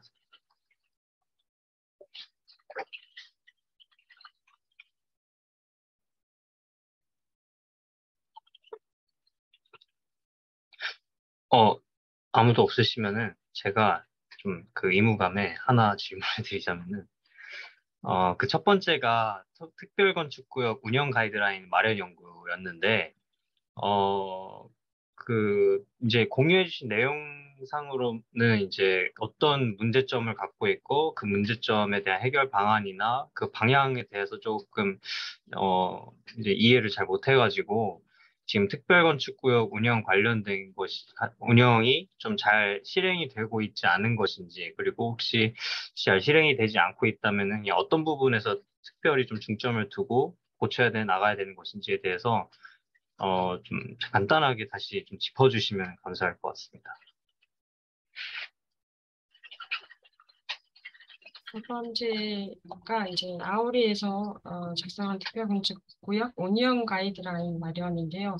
내용을 이제 다 읽지는 못했고 대충 읽어봤는데 정책적인 개선이 필요하다라는 내용이 있었고, 그리고 이제 현황과 운영을 실태가 이제 어떻게 진행되고 있는가를 분석하여서 그 분석 결과를 바탕으로 건축구역 제도 운영 원칙과 방향성, 앞으로 나가야 될 방향상, 그리고 개선 방안이 무엇인가, 이거를 이제 설정하고, 그리고 가이드라인을 마련하였다. 그런, 네, 보고서 내용이었습니다.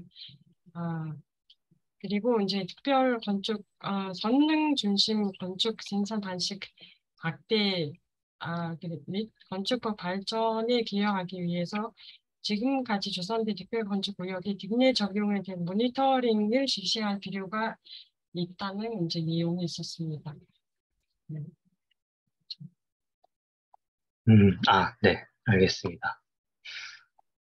뭐 다른 분들 혹시 질문 있으신가요? 이야기가 잘 들리시나요? 아니면 적게 들리시나요?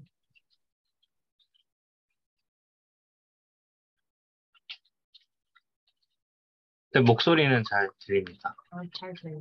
네. 뭐 다른 분들 질문 없으시면은 일단 오늘 지금 세미나 지금 세 분이 총 발표해 주셨는데 오전 1부 세미나를 마치고 점심 식사 다 맛있게 하시고 2시에 다시 뵙는 걸로 하겠습니다. 뭐 자유롭게 나가셨다가 들어오셔도 되고 계속 계셔도 됩니다. 네, 그러면 다시 2시에 뵙겠습니다. 감사합니다. 네. 감사합니다.